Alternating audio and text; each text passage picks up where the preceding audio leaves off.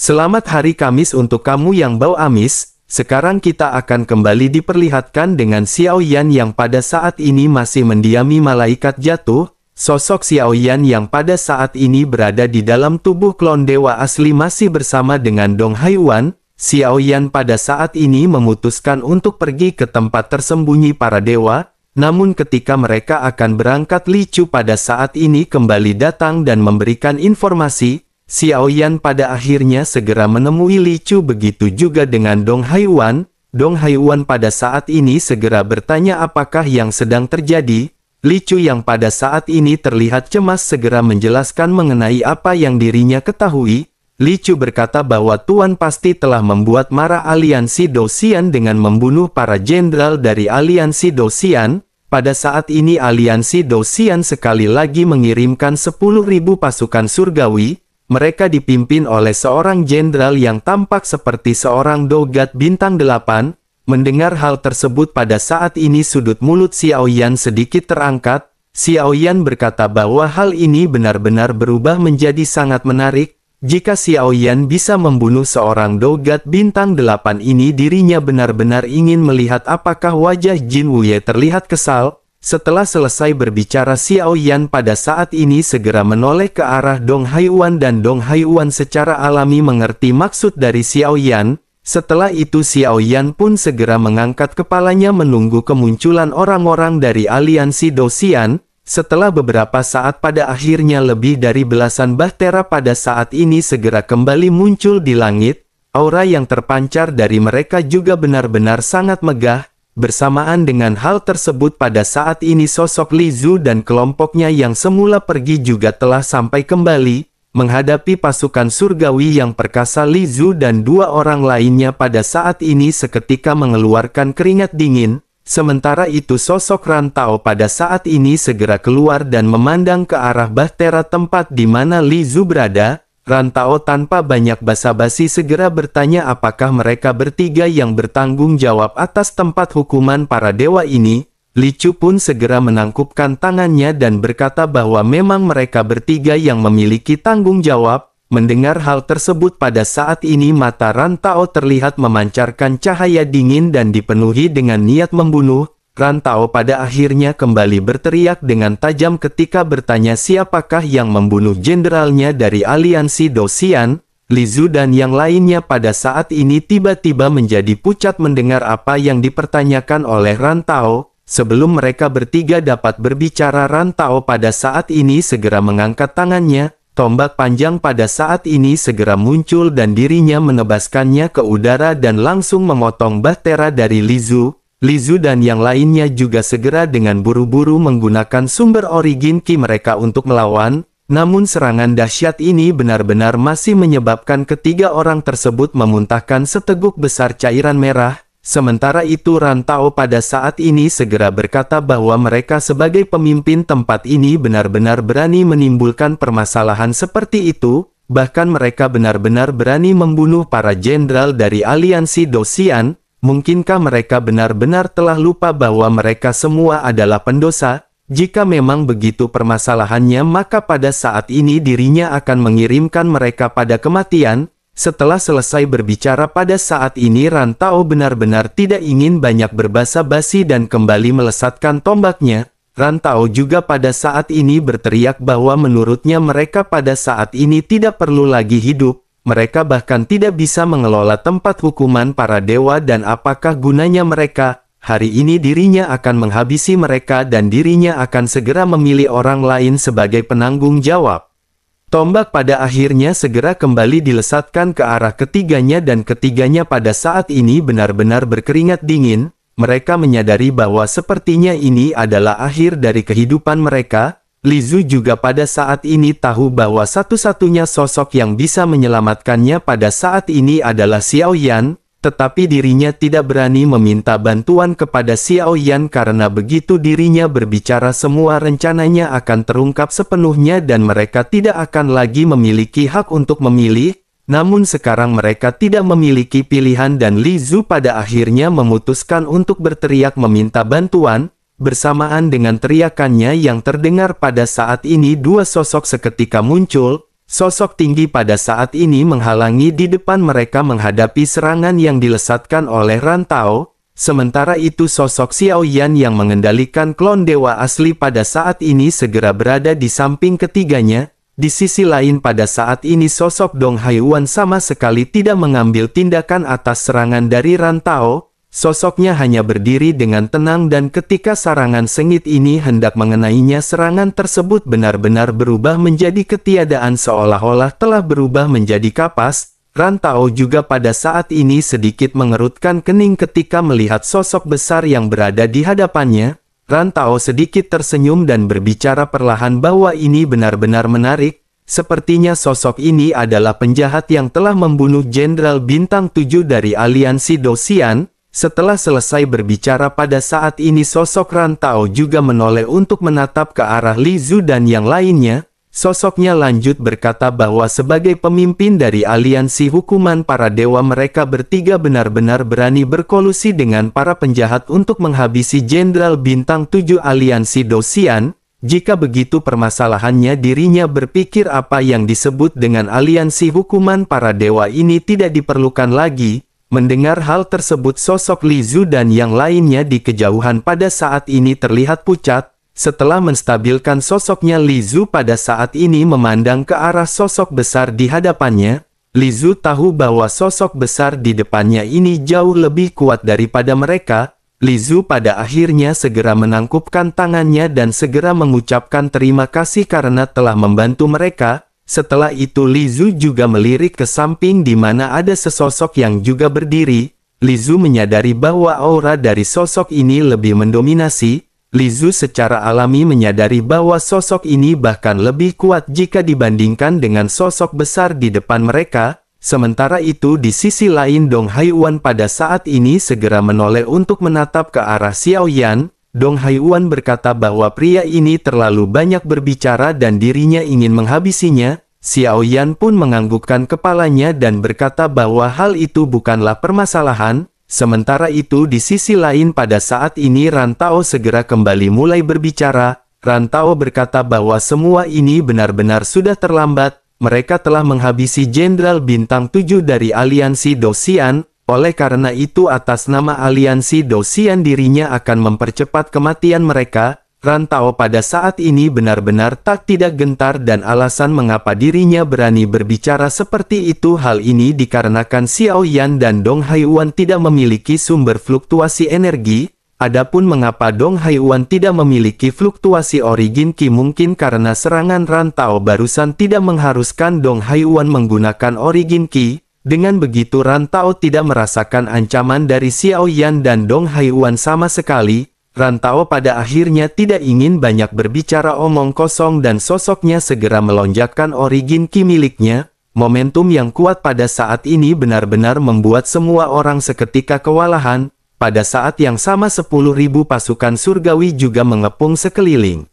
Sementara itu Dong Haiyuan pada saat ini sedikit tersenyum melihat apa yang ditampilkan oleh Rantao. Dong Haiyuan berkata bahwa ada sangat banyak origin Qi yang dimiliki oleh pria ini. Kebetulan tempat ini tandus dan jika si pria mati dirinya benar-benar akan bisa memberikan keuntungan pada bintang malaikat jatuh. Sementara itu di sisi lain pada saat ini lautan bintang segera meluas di belakang Rantao. Melihat sekeliling jumlah lautan bintang ini telah melebihi angka 100 juta. Xiao Yan juga menunjukkan ekspresi terkejut karena Xiao Yan benar-benar belum pernah melihat lautan bintang sebanyak itu. Sementara itu pada saat ini Dong Haiyuan menyilangkan tangannya di depan dadanya. Sosoknya lanjut berkata bahwa apa yang ditampilkan oleh pria ini tidaklah buruk. Lautan origin Qi ini terlihat baik-baik saja tetapi hanya saja dirinya berlatih terlalu tergesa-gesa. Benar-benar banyak bintang origin Qi yang pada saat ini dipenuhi dengan kotoran.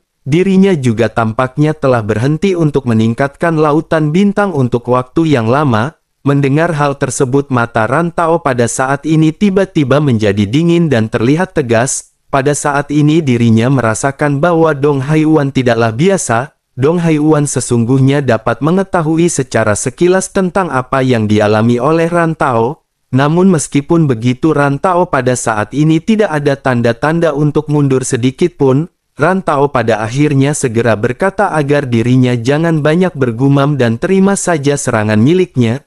Tombak pun seketika menembus kehampaan dan menusuk dengan ganas ke arah Dong Haiwan. Sumber origin Qi yang melonjak di belakangnya pada saat ini menyelimuti seluruh tombak. Kehampaan retak perlahan dan momentum yang menakutkan ini benar-benar dilesatkan. Sementara itu di sisi lain Xiao Yan pada saat ini berbicara dengan lembut ke arah Dong Haiwan. Xiao Yan berkata agar Dong Haiwan jangan menghabisinya karena tidak buruk jika mereka menahannya sebagai tahanan. Dong Haiwan pun mengangguk dan setelah menerima instruksi dari Xiao Yan, Dong Haiwan pada saat ini masih sama sekali tidak bergerak dan hal tersebut membuat ekspresi Ran Tao menjadi lebih gugup. Namun meskipun begitu lesatan tombak ini tidak mungkin untuk dihentikan dan serangan terus dilesatkan.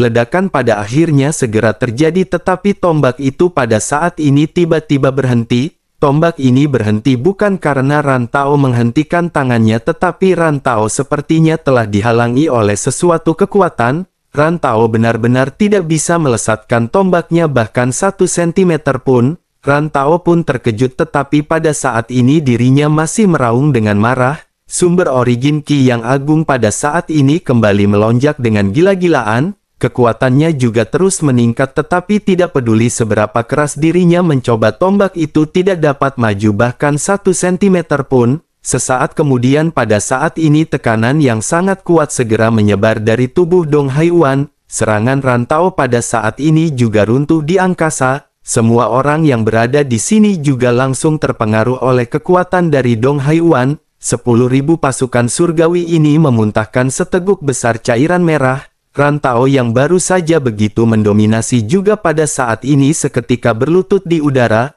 matanya tiba-tiba tertutup dengan warna merah dan dirinya segera mengangkat kepalanya dengan susah payah. Dirinya berusaha menatap ke arah Dong Haiwan dengan penuh ketidakpercayaan dan Ran Tao benar-benar bisa merasakan tekanan yang kuat. Ran Tao tidak bisa bergerak sama sekali dan hanya bisa bergumam bahwa ini adalah sosok keabadian. Ran Tao benar-benar tidak pernah membayangkan bahwa dirinya akan bertemu dengan makhluk keabadian di tempat hukuman para dewa ini. Sementara itu Dong Haiwan pada saat ini tersenyum dan menatap ke arah Ran Tao sebelum akhirnya bertanya apakah dirinya takut.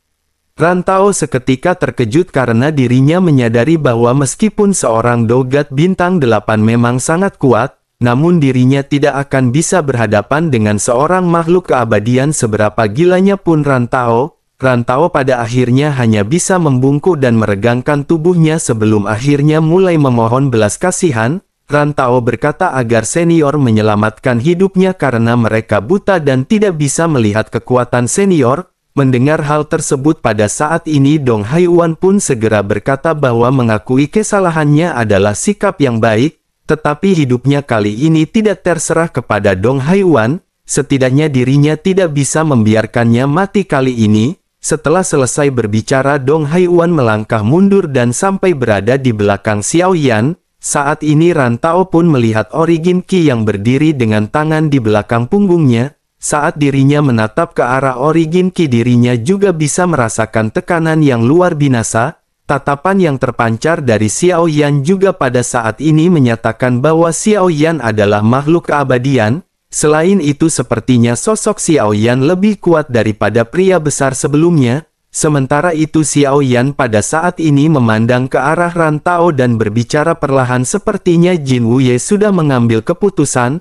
Menanggapi hal tersebut Ran Tao pun buru-buru menjelaskan bahwa sepertinya ada kesalahpahaman di sini. Wakil pemimpin aliansi Jin Wuye hanya ingin membunuh Yang Mulia Xiao Feng Yang Mulia Surga ke-9 aliansi Dosian. Dirinya tidak berniat untuk membunuh para senior dan semua ini adalah kesalahpahaman. Xiao Yan pun menyipitkan matanya mendengar apa yang baru saja dikatakan oleh Ran Tao. Xiao Yan lanjut berkata sebagai Yang Mulia Surga ke-9 dari aliansi Dosian mengapa Xiao Feng ingin dihabisi. Kesalahan apakah sesungguhnya yang dilakukan oleh Xiao Feng hingga dirinya harus menerima hal seperti ini? Ran Tao pun buru-buru menjelaskan bahwa sesungguhnya bukan itu permasalahannya. Niat awal wakil pemimpin aliansi Jin Wuye hanya untuk membawa kembali Yang Mulia Surga ke-9. namun sepertinya bawahannya sebelumnya benar-benar telah salah memberikan informasi. Mendengar hal tersebut mata Xiao Yan pada saat ini menjadi semakin suram. Tubuh Xiao Yan tiba-tiba memancarkan niat membunuh yang kuat ketika Xiao Yan kembali berbicara. Xiao Yan bertanya apakah mereka benar-benar ingin membawa Xiao Feng kembali. Apakah yang dimaksud si pria adalah ketika berhasil membawanya kembali mereka akan menghabisinya?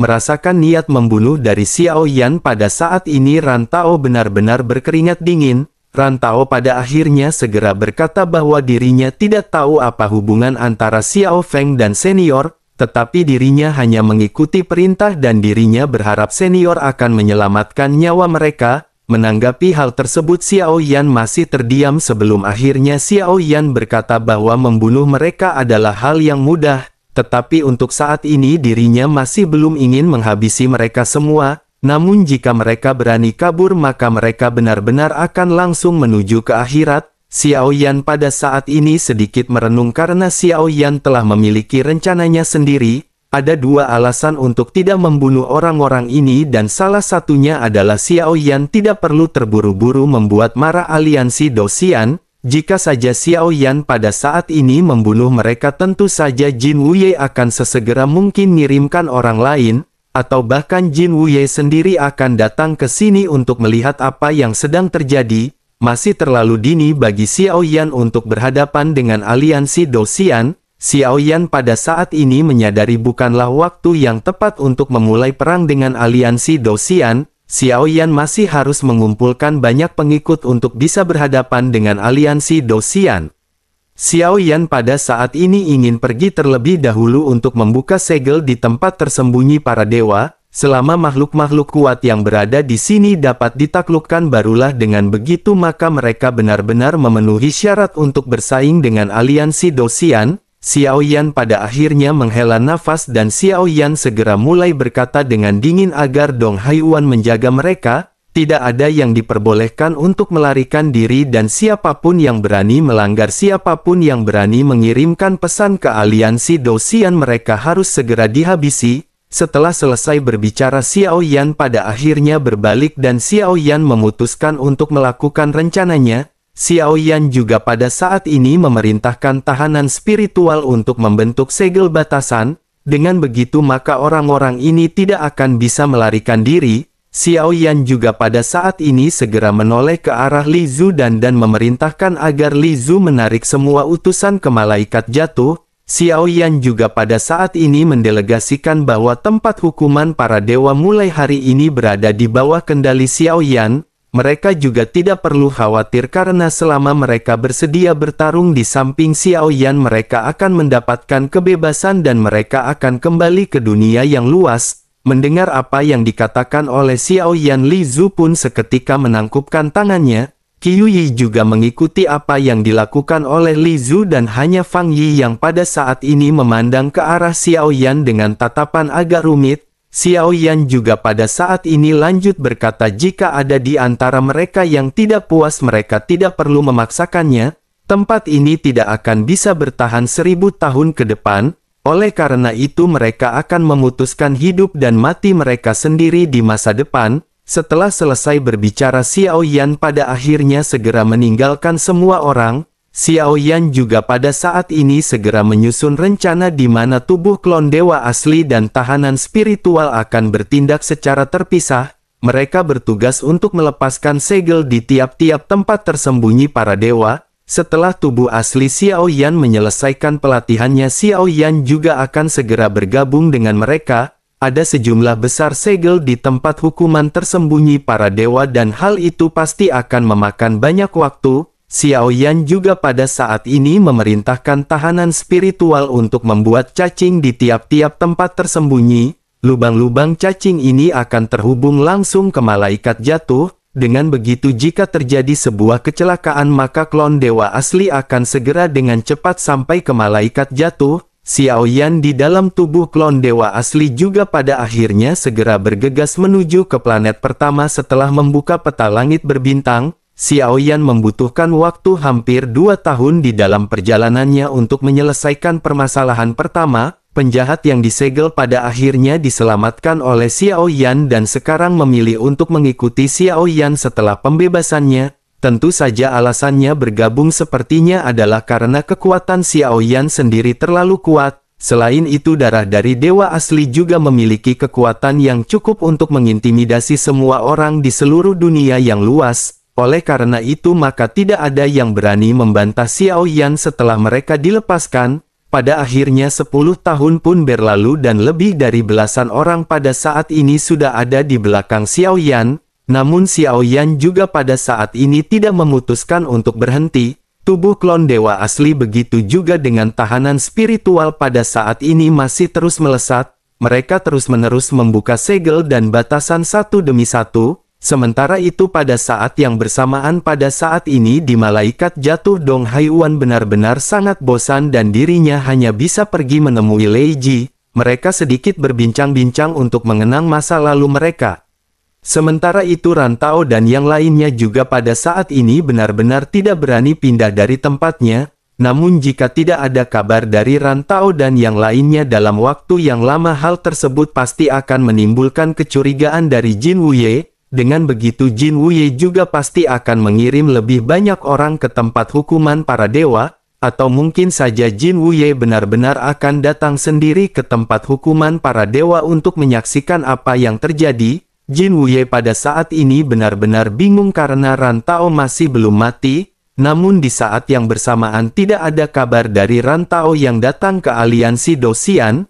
Kesabaran Jin Wuye pada akhirnya perlahan-lahan habis karena butuh waktu 50 tahun bagi Rantao untuk memasuki tempat hukuman dewa kali ini. Jika menurut waktunya maka Rantao harusnya telah selesai menyelesaikan permasalahan ini sedari lama. Memikirkan hal ini Jin Wuye pada saat ini benar-benar merasa tidak berdaya dan tidak bisa menebak-nebak apa yang terjadi. Jin Wuye juga sadar jika dirinya terus-menerus mengirim lebih banyak pasukan surgawi hal tersebut jelas tidak akan ada gunanya. Jin Wuye pada akhirnya memutuskan untuk segera pergi setelah menunggu 10 tahun lagi. Jin Wuye pada saat ini benar-benar sangat penasaran dengan apa yang terjadi di tempat hukuman para dewa ini. Jin Wuye pun bergumam kegaduhan macam apa yang bisa ditimbulkan oleh tempat hukuman para dewa yang tandus seperti ini. Jin Wuye pada akhirnya segera memasuki pintu dari tempat hukuman para dewa. Di belakangnya ada 100.000 pasukan surgawi yang bergabung dengan pasukan yang sebelumnya dipimpin oleh Cao Cao. Setelah beberapa saat Jin Wuye pada akhirnya benar-benar telah masuki tempat hukuman para dewa dan menatap ke sekeliling. Jin Wuye lanjut bergumam sudah lama sekali sejak dirinya terakhir kali memasuki tempat hukuman para dewa ini. Tempat ini sudah berada di ambang kehancuran dan sangat sulit untuk bisa bertahan hidup dengan kurangi sumber daya. Setelah berbicara Jin Wuye pada saat ini segera menyadari sesuatu karena tempat ini benar-benar sudah kosong. Tidak ada satupun utusan yang berada di sekitar. Jin Wuye pun memerintahkan para prajurit untuk melihat sekeliling tetapi masih tidak menemukan sesosok pun. Jin Wuye pun lanjut mengerutkan kening dan bergumam mengapa tidak ada seorang pun di tempat ini, kemanakah perginya orang-orang ini dan apakah yang telah terjadi. Setelah itu dengan pemikirannya Jin Wuye pun mulai mengendalikan formasi penganugerahan dewa tingkat surgawi. Jin Wuye membuka peta langit berbintang dan peta tersebut gambarannya lebih jelas dari apa yang ditunjukkan oleh tahanan spiritual. Jin Wuye pada saat ini bisa melihat semua kehidupan di seluruh tempat hukuman para dewa dengan jelas. Mata Jin Wu pun memindai hingga akhirnya mendarat di suatu tempat dengan banyak titik cahaya. Banyak titik cahaya ini menjadikan tempat tersebut tempat yang paling bersinar dan tempat ini adalah malaikat jatuh. Li Zu telah memanggil semua utusan sesuai dengan apa yang dikatakan oleh Xiao Yan sebelumnya. Jumlah total utusan di seluruh aliansi hukuman para dewa ini hanya sekitar 10.000 orang, ditambah dengan 10.000 para prajurit tentara surgawi yang dipimpin oleh Rantao. Mereka semua pada saat ini benar-benar berkumpul di bintang malaikat jatuh. Li Zu juga pada saat ini mengerutkan karena Li Zu secara alami mengetahui kehadiran dari Jin Wuye. Li Zu selalu mengendalikan formasi dan Li Zu benar-benar sudah khatam. Li Zu pada akhirnya bergumam bahwa ada orang lain yang masuk. Li Zu benar-benar tidak pernah menyangka bahwa Xiao Yan akan bertindak begitu mendominasi dan tidak takut sama sekali kepada aliansi Dou-Xian. Sementara itu kembali ke klon dewa asli dengan tahanan spiritual yang pada saat ini masih melepaskan segel.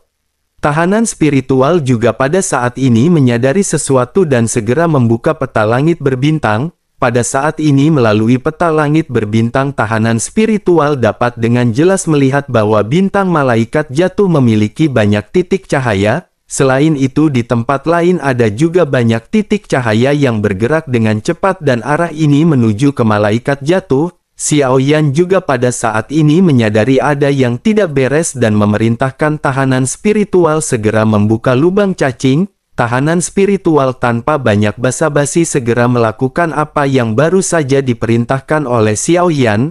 Namun meskipun mereka pada saat ini bisa pergi melalui lubang cacing tetapi jarak mereka pada saat ini terlalu jauh.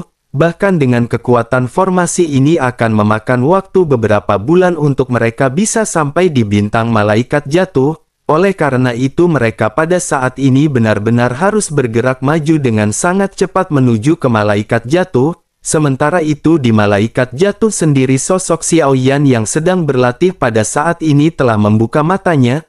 Tatapan Xiao Yan tampak sedikit serius ketika Xiao Yan tiba-tiba menatap ke arah langit. Xiao Yan pun mengerutkan kening dan Xiao Yan pada saat ini berkata bahwa lawan kali ini lebih kuat daripada sebelumnya. Xiao Yan khawatir ini semua seperti yang diharapkan dan sosok yang datang adalah Jin Wuye. Mendengar hal tersebut Lei Ji yang tidak pernah meninggalkan Xiao Yan di sampingnya pada saat ini hanya terdiam. Luka-luka Lei Ji juga sudah lama pulih dan Lei Ji tidak meninggalkan tempat ini sama sekali.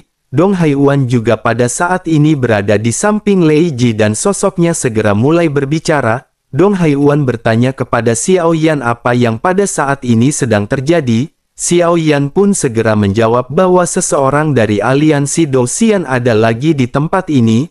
Mendengar hal tersebut Dong Haiwan pada saat ini tidak menganggap apa yang dikatakan oleh Xiao Yan ini terlalu serius. Selama orang yang datang tidak berada di tingkat keabadian maka dirinya tidak takut sama sekali. Sementara itu di sisi lain Ran Tao juga pada saat ini telah menerima informasi melalui slip giok dari aliansi Dou-Xian. Ran Tao secara alami mengetahui berita kedatangan dari Jin Wuye. Segera kesuraman di wajahnya menghilang dan punggungnya yang bungkuk pada saat ini tiba-tiba tegak. Ran Tao pun tiba-tiba memiliki niat membunuh di dalam hatinya setelah menahan diri cukup lama. Kebencian di hatinya pada saat ini benar-benar meledak ketika dirinya bergumam di dalam hatinya. Ran Tao bergumam bahwa wakil pemimpin Jin Wuye pada saat ini benar-benar datang secara langsung. Jika begitu permasalahannya siapapun di tempat ini yang menyinggung aliansi Dou-Xian mereka semua pasti akan mati. Bersamaan dengan sosok dari Ran Tao yang pada saat ini bergumam di dalam hatinya tiga sosok juga perlahan muncul dan sosok ini adalah Xiao Yan,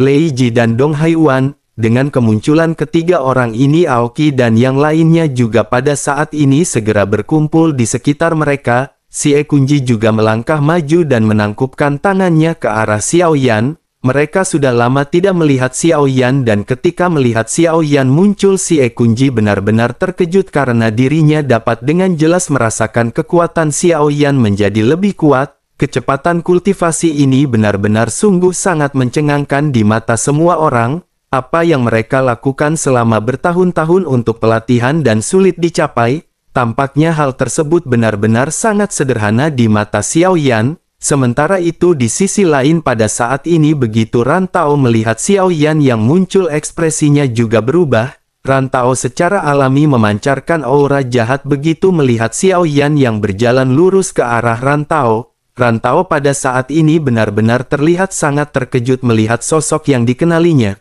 Ran Tao pada akhirnya tanpa sadar bergumam bahwa ini adalah Yang Mulia Xiao Feng. Sementara itu Xiao Yan pada saat ini memandang ke arah Xiao Feng dengan tatapan dingin dan mulai berbicara. Xiao Yan berkata bahwa sebagai jenderal tentara surgawi dirinya berada di atas Xiao Yan dalam hal kekuatan, tetapi di dalam hal identitas Xiao Yan berada di atas dari Ran Tao. Oleh karena itu mengapa benar-benar berani memanggil Xiao Feng dengan nama depannya? Ran Tao pun mengangguk berulang-ulang kali dan pada saat ini hanya bisa tersenyum masam. Ran Tao pada saat ini sesungguhnya tidak takut kepada Xiao Yan dan yang dirinya takutkan hanyalah sosok dari Dong Haiwan. Oleh karena itu mau tidak mau pada saat ini Ran Tao hanya bisa mengikuti permainan dari Xiao Feng. Ran Tao pada akhirnya segera berkata bahwa Yang Mulia Surga ke-9 benar-benar telah menimbulkan kehebohan di tempat ini. Dengan begitu maka wakil pemimpin aliansi Jin Wuye akan segera datang menjemputnya. Mendengar hal tersebut Xiao Yan pada saat ini mengabaikan perkataan dari Ran Tao dan malah balik bertanya. Xiao Yan bertanya kapankah Ran Tao bergabung dengan aliansi Dosian. Ran Tao pun mengerutkan kening dan pada saat ini tidak memahami apa maksud dari pertanyaan Xiao Feng ini.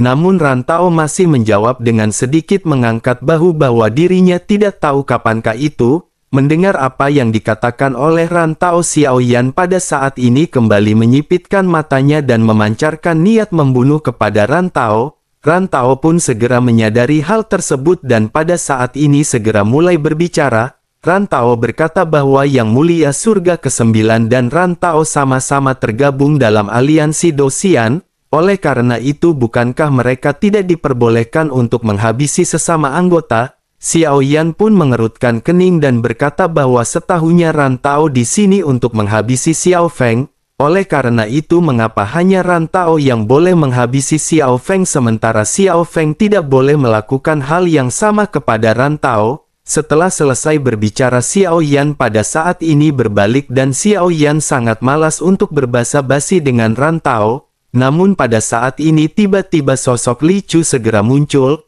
Melihat Li Chu yang pada saat ini panik Xiao Yan pun segera berkata agar dirinya jangan panik. Xiao Feng sudah mengetahuinya dan mereka semua hanya perlu tetap tenang. Xiao Yan pun terus berjalan melangkah maju dengan tenang sementara Li Chu pada saat ini masih terlihat panik. Sosoknya berkata bahwa orang yang dirinya datang sejauh yang dirinya tahu adalah wakil pemimpin aliansi Jin Wuye. Xiao Yan pun menganggukkan kepalanya dengan ringan dan tidak terlihat terkejut atau menunjukkan rasa takut. Sementara itu Ran Tao pada saat ini memandang ke arah Li Chu dengan sedikit kaget. Ran Tao tidak tahu mengapa Li Chu benar-benar mengetahui informasi tersebut. Ran Tao tampaknya benar-benar tidak menyadari bahwa Li Chu ini adalah klon dari Li Zhu. Li Zhu secara alami bisa menggunakan kekuatan formasi dan mengetahui informasi tersebut. Sementara itu Li Chu pada saat ini masih dengan panik lanjut menjelaskan.